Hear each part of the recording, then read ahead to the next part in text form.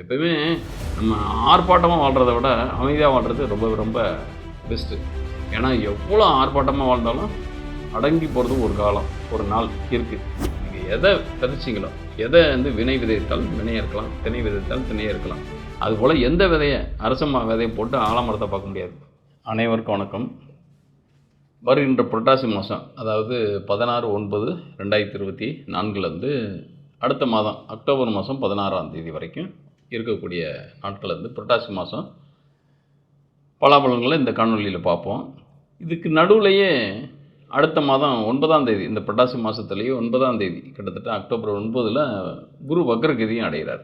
அப்போ இந்த புரட்டாசி மாதம் நிறைய மாற்றங்களை ஒவ்வொரு ராசிக்கும் செய்கிறதுக்கான பார்க்குறதுக்கான வாய்ப்புகள் நிறையா இருக்கும். ஆனால் மாத பிறப்பு அன்று இருக்கக்கூடிய கிரகநிலையில் வச்சு தான் அந்த மாதத்துக்கு உண்டான பலன்களை நம்ம கணிக்கிறோம். அதாவது ஒவ்வொரு ஜோதிடர்களும் கணிக்கிறாங்க. இதில் நிறைய பேர் என்னன்னாக்கா ஒரே குழப்பம் அவங்களுக்கு. எப்படின்னாக்கா 4 நாள்லேயே இன்னும் ஒரு மாத பிறப்பு முடிஞ்சதுமே, இப்போ 16ஆம் தேதி மாத பிறப்பு வருது அப்படின்னோம்னாக்கா 20ஆம் தேதியோ 25ஆம் தேதியோ அடுத்தடுத்த கோள்கள் சில கோள்கள் நாட்கோள்கள் அப்படின்னு சொல்லி, நாள்கோள் அப்படின்றது ஒரு நாளைக்கு நகரக்கூடிய கோளாக இருக்கிற சந்திரனை எடுத்துக்கலாம். மாதக்கோள்னு சொல்லக்கூடிய சுக்கிரன், சூரியன், புதன் எல்லாமே என்னென்னா அந்த மாதத்துக்குள்ளேயே அடுத்த ராசிக்கு மாறுறதுக்கான வாய்ப்புகள் இருக்குது. நீங்கள் சொல்லக்கூடியது அந்த தேதியில் இருக்கக்கூடிய கிரகங்களின் அடிப்படையில் பலன் சொல்கிறப்ப இது எப்படி பொருந்தி வரும், இது மாற்றத்துக்கு உண்டானதாக மாறிக்குமே அப்படின்றாங்க. அதாவதுங்க, நீங்கள் ஜனன சாட்டுன்னு ஒன்று வச்சுருக்கீங்க. ஜனன சாட்டுனா உங்களோட பிறப்பு ஜாதகம்னு ஒன்று வச்சுருக்கீங்க. பிறப்பு ஜாதகத்தில் என்ன சொல்லப்பட்டிருக்குனாக்கா அது புதுசாக உங்களுக்கான சாட்டா கிடையாது. நீங்கள் பிறக்கக்கூடிய நேரத்தில் இருந்த அந்த 9 கோள்களும் எங்கெங்கெல்லாம் இருந்துச்சோ பிரபஞ்சத்தில், ஸ்பேஸில் எங்கெங்கே இருந்துச்சோ அதன் அடிப்படையில் எழுதப்பட்டது தான். அதாவது date of birth, time of birth, place of birth, இடம், நேரம், நாள், இதன் அடிப்படையில் அந்த டேட்டில் எந்தெந்த கோள்கள் எங்கெங்கே இருந்துச்சோ அதுதான் உங்களுடைய ஜனன சாட்டு. இன்றைக்கும் அதே இதானே எடுத்துகிட்டு வரீங்க. இல்லை இன்றைக்குள்ள சாட்டுக்கு எடுத்தோம்னா அது கோச்சார பலன் அல்லது பிரசன்ன பலனாக மாறும். ஆனால் ஜென்ம ஜாதகம் அப்படின்றத பார்க்குறப்ப நீங்கள் பிறக்கக்கூடிய நேரத்தில் இருக்கக்கூடிய கோள்கள் தான். மறுநாளே கோள்கள் மாறி இருக்கும். அடுத்து உங்களுக்கு நீங்கள் பிறந்து ஒரு 2 மணி நேரத்துலேயே பார்த்தீங்கன்னாக்கா லக்னம் கூட மாறும். லக்னன்றது 4 நிமிஷத்துலேயே டிகிரி வைஸ் 1 டிகிரி மாறும். ஒரு 2 மணி நேரத்தில் பார்த்தீங்கன்னாக்கா ஓவரால் ஒரு ராசியிலேருந்து இன்னொரு ராசிக்கு லக்ன புள்ளியே மாறிடும். அப்படி இருக்கிறப்ப கோள்கள் நகர்ந்துக்கிட்டே தான் இருக்கும், எதுவுமே நிற்காது. அதன் அடிப்படையில் பார்க்குறப்ப ஒவ்வொரு மாத பலனாக இருக்கட்டும், வார பலனாக இருக்கட்டும், வருட பலனாக இருக்கட்டும், அந்த ஆண்டு, அந்த மாதம், அந்த வாரம், அந்த நாள் பிறக்கிறப்ப கோள்கள் எங்கே இருக்குதோ அந்த பலன்கள் தான் முழுமையாக அந்த மாதத்தை ஆட்கொள்ளும். எப்படி ஒரு திசை பலன், அதுக்குள்ளே இருக்கக்கூடிய புத்தி பலன், அதுக்குள்ளே இருக்கிற அந்த அந்தரங்க பலன், அதுக்குள்ளே இருக்கிற தசா அந்தரம், அதாவது தசா புத்தி அந்தரம் சூச்சமம் பிராணம் வரைக்கும் சப்டிவிஷன் பண்ணுறோமோ அதே மாதிரி தான் இந்த இடத்துல ஒரு அந்த நேரத்தில், அந்த மாதம் பிறக்கக்கூடிய நேரத்தில் எந்தெந்த கோள்கள் எங்கெங்கே இருக்கோ அதோடைய தாக்கம்ன்றது பலன்றது அதிகமாக இருக்கும் அந்த காலகட்டங்களில், அந்த 1 மந்த்துக்கு. அதுக்கப்புறம் புரட்டாசிக்குன்றது கிட்டத்தட்ட புரட்டாசியில் கன்னியில் சூரியன் வரப்போ நம்ம டிசைன் பண்ணுறோம். ஐப்பசி மாதம் பார்த்தீங்கன்னாக்கா உங்களுக்கு சூரியன் நீசம் பெற்ற தன்மையான ராசி, அதாவது நீசம் பெறக்கூடிய இடம்ன்றது துலாம், அந்த இடத்துக்கு போவார். எப்படி மேஷத்துலேருந்து சூரியன் உச்சமாகிறாரோ, சூரியனை உச்சபலம் கொண்டு பார்க்கறதுக்கான வாய்ப்புகள் இருக்கோ, அதே மாதிரி துலாத்தில் போகிறப்ப நீசபலம் கொண்டு பார்க்கறதுக்கான பலன் இருக்கும். அதுபோல் தான் ஒவ்வொரு ராசி பலனும் நம்ம டயக்னஸ் பண்ணணும் மொழியே. அதை விட்டுட்டு ஒரு 4 நாள்லேயே இந்த சுக்கிரன் மாறிடுறாரு, புதன் மாறிடுறாரு அப்படின்ட்டு, அதாவது ஒரு நீங்கள் ஜோதிடத்தை முழுமையாக தெரிஞ்சு காட்டியும் பரவாயில்ல, ஒரு அடிப்படை அறிவாது நீங்கள் எடுத்துக்கிறது பெஸ்ட்டு. ஏன்னாக்கா உங்களை ஜஸ்ட் அவங்க என்ன சொல்கிறாங்க, அது சொல்கிறது எப்படி நடக்குது அப்படின்றத நம்ம டயக்னஸ் பண்ணலாம். ஈஸியாகவும் புரியும், உங்களுக்கும் புரியும். அது ஏன் அதன் அடிப்படையில் சொல்கிறாங்க அப்படின்றது உணர்றதுக்கான வாய்ப்புகள் இருக்கும். அப்போ எந்தெந்த ஜோசியர் எப்படி சொல்கிறாங்க, எந்தெந்த அடிப்படையில் சொல்கிறாங்க அப்படின்றது தெரியும். யாருமே புதுசாலாம் சொல்லிட முடியாது. இதுலேருந்து எக்ஸ்ட்ராவாக ஏதாவது எக்ஸ்ட்ரா ஃபிட்டிங்ஸ் இந்த பரிகார கோட்பாடுகளை சொல்லலாம் மொழிய, மித்தபடி சடங்கு சம்பிரதாயம் பரிகாரங்கள் இதெல்லாமே பிற்சேர்க்கையாக நீங்கள் சொல்லிக்கலாம் மொழிய. ஆனால் பலன்கள் ஒன்று தான், அது பலன்கள் மாறாது, அது விதிகள் தரக்கூடிய கர்ம பலன் தான் அதெல்லாமே. அப்படின்றப்ப இதன் அடிப்படையில் ஒவ்வொரு மாதமும், ஒவ்வொரு வாரமும், ஒவ்வொரு நாளும், ஒவ்வொரு வருடமும் நிர்ணயிக்கக்கூடிய அந்த புள்ளி, அதாவது எப்போ பிறக்குதோ அந்த பிறக்கக்கூடிய, எப்படி உங்களுக்கு பிறக்கிறப்ப ஒரு ஜனன சாட்டு இருக்கோ அதே மாதிரி ஒரு மாதம் பிறக்குது அப்படின்னோம்னாக்கா அதுக்குண்டான ஜனன சாட்டு தான் அது. அதன் அடிப்படையில் அந்த மாதம் எப்படி இருக்கும், எல்லாத்துக்கும் ஒவ்வொரு ராசிக்கும் எப்படி இருக்குன்றது தான் இத்தகைய தன்மையில் கன்னியா ராசி நேயர்களுக்கு எப்படிப்பட்ட சுபாசுப பலனை இந்த புரட்டாசி மாதத்தில் பார்க்க போகிறாங்க அப்படின்னு பார்க்குறப்ப, ராசியாதிபதி உங்கள் ராசியாதிபதின்றது புதன்ன்றது உங்கள் ராசிக்கு 12ஆம் இடத்துல இருக்கார் அட் ப்ரெசண்ட்டு, சுக்கிரசாரம் பெற்று, அதாவது 2 9 கூடிய சாரம் பெற்று 12. அப்போ எங்கே ஓடி ஒளிஞ்சாலும் பிரச்சனைன்றது உங்களை விடுறதுக்கான வாய்ப்புகள் குறையுது. இந்த இடத்துல 12 கூடையவன் உங்கள் ராசியில் இருக்கார். யார்? சூரியன். இந்த 2 பேருமே பரிவர்த்தனை, அதாவது உங்களுடைய அடையாளத்தை தொலைக்கிறதுக்கான வாய்ப்புகள் தான் அதிகமாக இருக்கும். அதாவது 2 12 சம்மந்தப்பட்டாலே யார்? சூரியன் வந்து புதன் வீட்லேயும் புதன் சூரியன் வீட்டிலையும் இருக்கிறப்ப கூட கேது வேறு உங்கள் ராசியில் இருக்கார். அட் ப்ரெசென்ட் 1.5 வருஷமாக அதிகமான பிரச்சனைகள், மனம் அழைச்சி உழைச்சி எல்லாமே நிறையா இருக்குது. அதாவது எப்போ கேது 2ல் இருந்தாரோ கிட்டத்தட்ட மோரலஸ் 3 வருஷமாக இந்த மாதிரி ஹஸ்பண்ட் ஒய்ஃபுக்குள்ளேயும் சரி, சுயதொழில் சார்ந்த விஷயம் சரி, அதிகமான டேமேஜ் ஆகிறதுக்கான வாய்ப்புகள் தான் இருக்குது. அது வந்து நம்ம மறுக்கிறதுக்கு இல்லை. இந்த இடத்துல ஃபண்டு டெஃபிசிட் அப்படின்றதும் சுக்கிரன் ராசியிலேயே வந்து அமையிறாரு. அவரும் உங்களுக்கு செவ்வாய் சாரம். செவ்வாய் ஆல்ரெடி 3 8 கூடையவர் வர. இன்னும் சொல்லப்போனால் இது நாள் வரைக்கும் ஓரளவுக்கு சமாளித்த தன்மை கூட இந்த டைம் ஓடினவனுக்கு 9ல் குருணுவோம், உங்களுக்கு ராசியில் 9க்கு வந்தாலே ஓரளவுக்கு நிவர்த்தி பெறோம் அப்படின்றது மாதிரி இருந்தது. இப்போ வந்து அவர் செவ்வாய் சாரத்தில் தான் இருக்கார். அவர் அதிசாரம் பெற்ற தன்மையில், அதாவது வக்ரகதி பெற்ற தன்மையில் இருந்ததுக்கப்புறம் வேணால் கொஞ்சம் மாற்றம் அடையலாம் கிட்டத்தட்ட 9ஆம் மாதத்துக்கு பிறகு. இப்போ வந்து இந்த டைம்ன்றது பாஸ்ட் ப்ரெசண்ட் 2மே 7ஆம் இடம் மட்டும்தான் இண்டிகேட் பண்ணுது. இண்டிகேட்னாக்கா குறிகாட்டுது அதிகமாக சஃபர் பண்ண பாவங்கள்னு அர்த்தம். சஃபர் பண்ணுற பாவங்கள் அப்படின்னாக்கா அந்த பாவத்தின் தொடர்புடைய விஷயங்கள் தான் அதிகமாக நீங்கள் சந்திக்கிறீங்க, அதுக்குள்ளே தான் வாழ்கிறீங்கன்னு அர்த்தம்.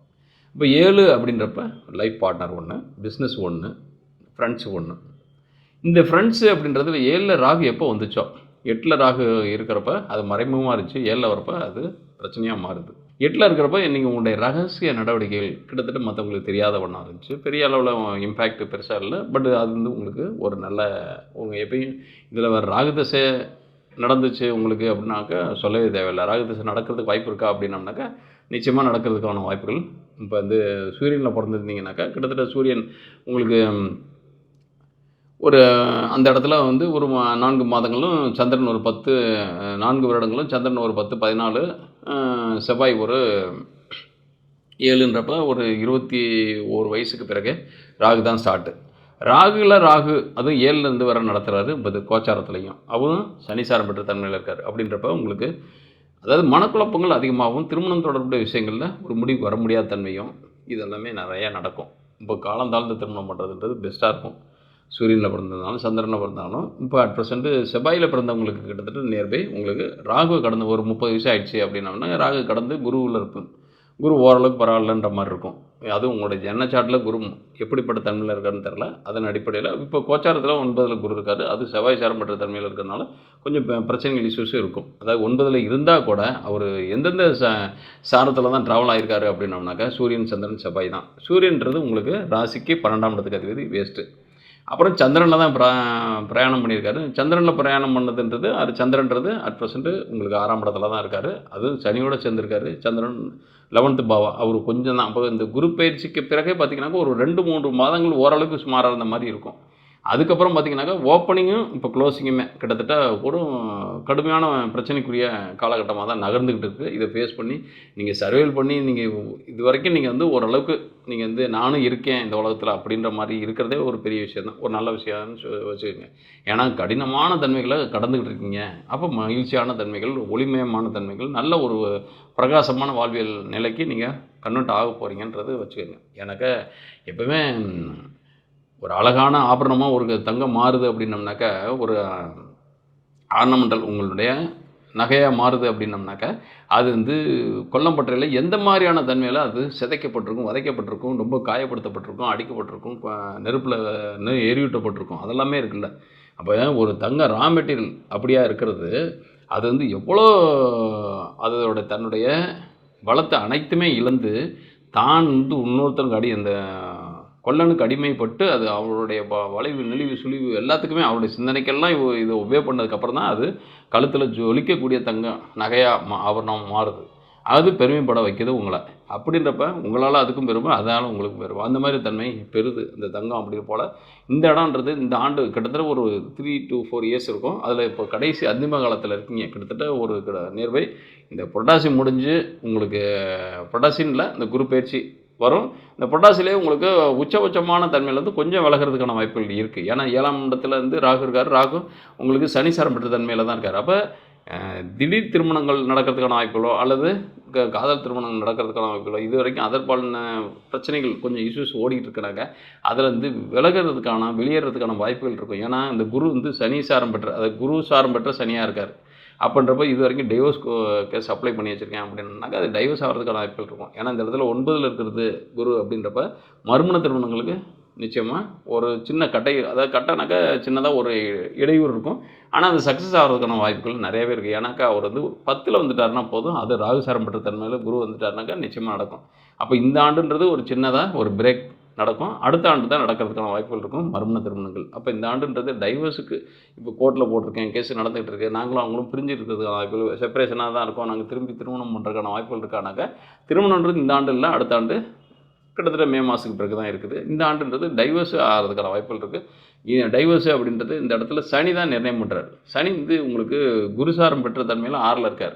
குருவும் பார்த்தீங்கன்னாக்கா செவ்வாய் சாரம், செவ்வாய்ன்றது 3-8 கூடையவர். அப்போ வழக்கு நீடித்து போயிட்டே இருந்த வழக்காக இருக்கும் அல்லது இழுத்துக்கிட்டே போகிற வழக்காக இருக்கும். அதில் வர வக்ரகதி அடைகிறாரு.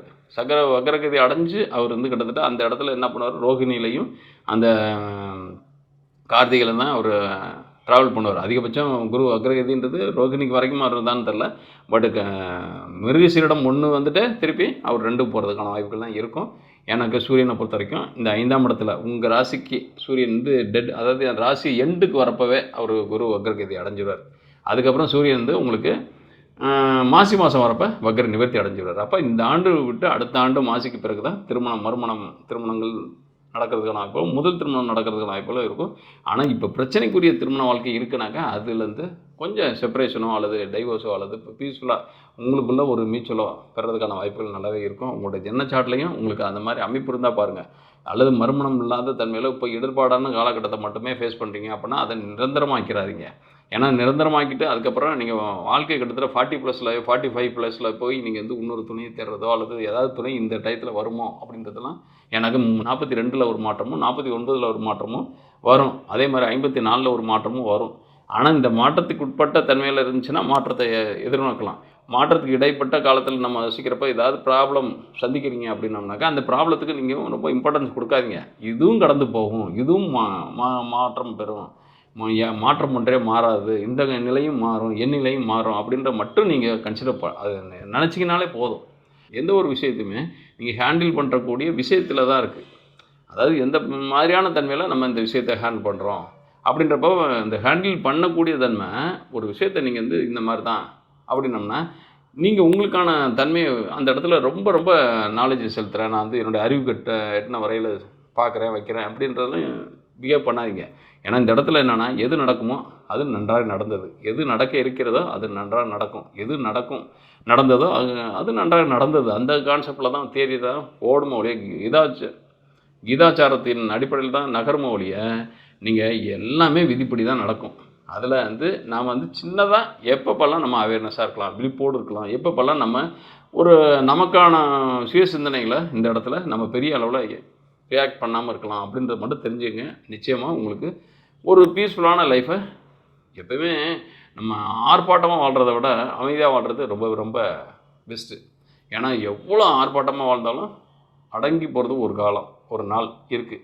அப்படின்றப்ப நீங்கள் அமைதியாக வாழ்ந்தீங்களா ஆர்ப்பாட்டமாக வாழ்ந்தீங்களான்றது அந்த சமாதியில் எழுதுறதுக்கான வாய்ப்புகள் கிடையாது. அப்படின்றப்ப உங்களுக்கான மகிழ்ச்சியான ஒரு அழகான ஒரு உங்களுக்கு நிம்மதி தரக்கூடிய வாழ்க்கையில் நீங்கள் வாழ்ந்தீங்க அப்படின்னம்னாக்கா அது எந்த ஒரு காலத்தையுமே நிகழ்காலத்தை நீங்கள் ஒரு நிஜ காலமாக மாற்றிக்கிங்க, ஒரு மகிழ்ச்சியான காலமாக மாற்றிக்கிங்க.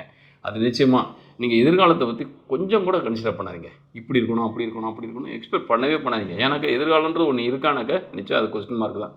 கடந்த காலன்றது நினைவுகள் மட்டும்தான். கடந்த காலத்துலேருந்து நீங்கள் எப்படி வந்தீங்கன்றது இப்போவும் என்னன்னாக்கா உங்கள் கூட தாத்தா பாட்டி இருந்தாங்க, உங்கள் கூட முன்னோர்கள் இருந்தாங்கனாக்கா அவங்கள இப்போ எப்படி பார்க்குறீங்க அப்படின்னாக்கா கண்ணால் பார்க்க முடியுமா? பார்க்க முடியாது. அப்போ அவங்களுடைய நினைவுகள் மட்டும்தான் உங்களுக்கு பதிஞ்சிருக்கு.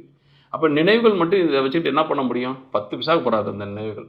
அப்போ நினைவுகளை காட்டிலும் இன்றைக்கி இருக்கிற நிஜம் இந்த காலம், இந்த நிகழ்காலம், ப்ரெசன்ட் டைம் அப்படின்றது உங்களுக்கு ரொம்ப ரொம்ப கொடுக்கப்பட்ட கிடைச்ச ஒரு பெரிய வரப்பிரசாதம்.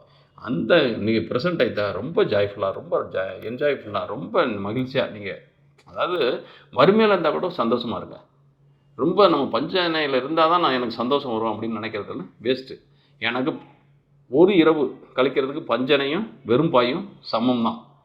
பெரிய கிட்டத்தட்ட ஒரு 35,000 40,000 1 லட்ச ரூபா 2 லட்ச ரூபாய்க்கு போட்டு பஞ்சனை கட்டில் வாங்கி அதில் தூங்குனதும், பிஞ்சு போன பாயில் படுத்து தூங்குனதும், ஒரு நைட்டு நம்ம இரவு பொழுது கழிக்கிறதுக்கு தானே ஒழிய, அது அதில் நான் படுத்திருந்தேன், அதில் தூங்கினா தான் எனக்கு தூக்கம் வருது. எனக்கு தூக்கம் வருதுன்றது வேறு. நீங்கள் ஆனால் அதில் படுத்தா தான் தூங்குவேன், தூக்கம் எனக்கு அப்படின்றது நினைக்கிறதுன்றது ஒரு தவறான தன்மை. அப்போ எந்த தன்மையில் நம்ம வாழணுன்றதை மட்டும் தான் டிசைட் பண்ணிக்கணும். அந்த தன்மையில் தான் நம்ம இருக்கணும். இருக்கும் பட்சத்தில் நமக்கு கிடைச்சதை நம்ம சந்தோஷமாக ஏற்றுக்கிறதுக்கான வாய்ப்புகள் இருக்கும். அந்த சந்தோஷம் அப்படின்றது உங்களுக்கு மன நிறைவு தரும். அது இருக்கவனுக்கும் இல்லாதவனுக்கும் சந்தோஷம் வேறு கிடையாது.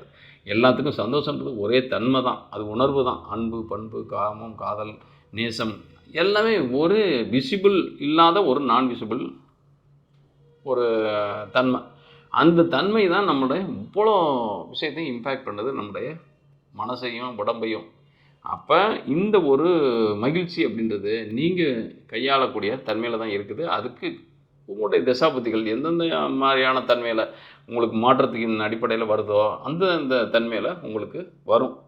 அதெல்லாம் நிச்சயமாக நடக்கும். ஏன்னா இதெல்லாம் கர்மா தேரி. நீங்கள் எதை விதைச்சிங்களோ, எதை வினை விதைத்தால் வினையாக இருக்கலாம், திணை விதைத்தால் திணையாக இருக்கலாம். அதுபோல் எந்த விதையை அரச விதையை போட்டு ஆலமரத்தை பார்க்க முடியாது, வேப்ப மரத்தை போட்டு மாமரத்தை பார்க்க முடியாது. அதுபோல் நீங்கள் எந்த விதையை போட்டிங்களோ அதுக்குண்டான பலன் வரும். அதுபோல் எந்த கர்மா அப்படின்றத பார்த்து அந்த கர்மாவுக்கு உண்டான பிரதி கர்மா தான் நீங்கள் அனுபவிக்க போகிறீங்க. அது உங்களுடைய சார்ட்டில் உங்களுடைய திசா பற்றி தீர்மானமாக தரும். அதை நம்ம எப்படி அதை ஹேண்டில் பண்ணலாம். ஒரு விஷயத்தை எனக்கு நெகட்டிவாக இருக்குன்றதை விட அந்த நெகட்டிவ் எனக்கு பாசிட்டிவாக எப்படி நான் கையாளலான்றதை விட அதை நான் எண்ணிக்கலாம், நினச்சிக்கலாம், எப்படி அதை நான் எடுத்துக்கலாம் அப்படின்றத மட்டும் தான் நம்ம யோசிக்கணும். அதை விட்டுட்டு எனக்கு ஆயிடுச்சு நான் என்ன பண்ணுறது நான் எனக்கு என்னோடய பெற்றவங்களை நான் பார்க்கணும், என் பிள்ளைங்களை பார்க்கணும், இதெல்லாமே ஒன்றும் கிடையாது. அதாவது மரம் வச்சவன் தண்ணி ஊற்றுவான். அதுபோல் நீங்கள் இந்த உலகத்துக்கு வர காரணமாக இருந்தவங்க, நீங்கள் இந்த உலகத்துக்கு எந்தெந்த விஷயங்களை தந்தீங்களோ அந்தந்த விஷயங்கள் அதது போக்குலையே அது தன்னுடைய பலாபலன்களை அமைச்சிக்கிட்டே போகும். எல்லாமே நாம் தான் நடத்துகிறோம், நாம் தான் அதாவது நாமளால் மட்டும்தான் அதை நடத்த முடியும் அப்படின்னு உங்களுடைய முன்னோர்களும் இதை தான் நினச்சாங்க. உங்களோட அப்பா அம்மாவும் உங்கள் தாத்தா பாட்டியும் உயிரோடு இருக்கிறப்பவும் அதான் நினச்சாங்க, நான் தான் இந்த குடும்பத்தையே காப்பாற்றுறேன்னு.